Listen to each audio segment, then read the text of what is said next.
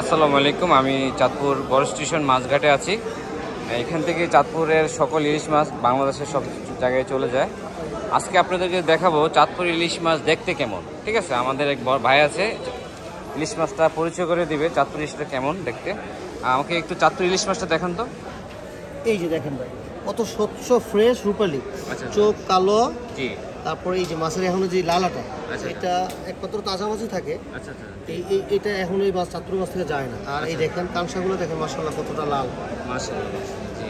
এগুলা আজকে দাম কত আজকে এই মাছগুলো বিক্রি করি 1650 টাকা। হ্যাঁ, 1650 টাকা। 1650। আমি যদি নেই আমাকে কত টাকা রাখবেন, আমাকে দিবেন? আপনি যদি নেন এটা পাইকারি দাম রাখা যাবে 1550 টাকা। 1550? তাহলে একটা দেন আমাকে, এটাই দেন।